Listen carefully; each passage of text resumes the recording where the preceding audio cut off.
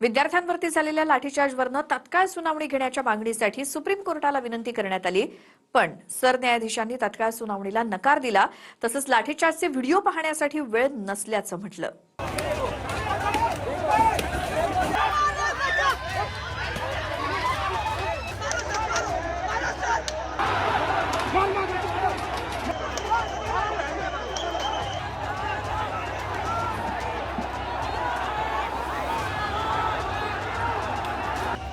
दिल्लीत विद्यार्थ्यांवर झालेल्या लाठीचार्जवरून सुप्रीम कोर्टात जनहित याचिकेतून धाव घेण्यात आली.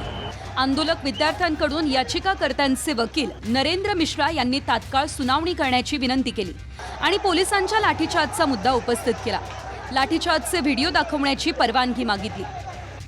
त्यावर सरन्यायाधीश सूर्यकांत म्हणाले, आम्हाला व्हिडिओ पाहण्यात रस नाही. आमच्याकडे व्हिडिओ पाहण्यासाठी वेळ नाही. आमचा वेळ वाया घालवू नका. यावर पुन्हा याचिकाकर्त्यांचे वकील नरेंद्र कुमार मिश्रा यांनी आग्रह केला. नीट परीक्षेचा मुद्दा महत्त्वाचा आहे.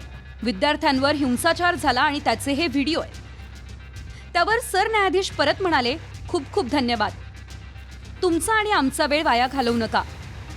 आम्हाला कोणताही व्हिडिओ पाहायचा नाही. मला तर हे वाटतं की देशाच्या तरुणांना काक्रोच म्हटलं गेल्यानंतर प्रधानमंत्री का चूप राहिले, संसदेमध्ये तसा प्रस्ताव का नाही आणला. आखरी आम्हाला संसदेला सर्वोच्च अधिकार दिलेले आहेत. कोणाला नेमायचे अधिकार दिले आणि कोणाला काढायचे पण अधिकार दिले आहेत. तर नरेंद्र मोदी का चूप राहिलेत. न्यायव्यवस्थेच्या विरोधात आम्हाला बोलायचं नाही आहे, पण खरं तर या देशाच्या तरुणाईबद्दल असं वक्तव्य करणं हे बेजबाबदारपणाचं आहे. लाठीचार्जवरून तात्काळ सुनावणी घेण्यास सरन्यायाधीशांनी इन्कार केला. विशेष म्हणजे सरन्यायाधीश सूर्यकांत यांच्या एका वक्तव्यामुळेच कॉक्रोच जनता पार्टीचा जन्म झाला.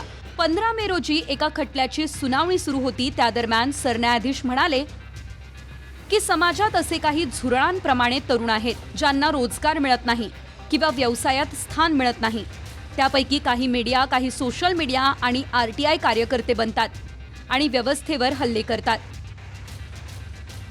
तरुणांना कॉक्रोच म्हटल्यानं छत्रपती संभाजीनगरच्या अभिजित दिपके या तरुणानं कॉक्रोच जनता पार्टी सुरू केली.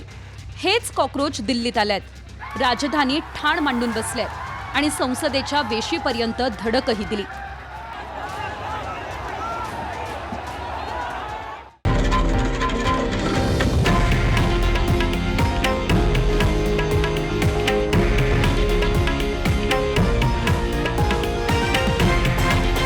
हे आहे देशातील नंबर 1 न्यूज नेटवर्क आणि आपण पाहत आहात TV9 मराठी, एकमेव.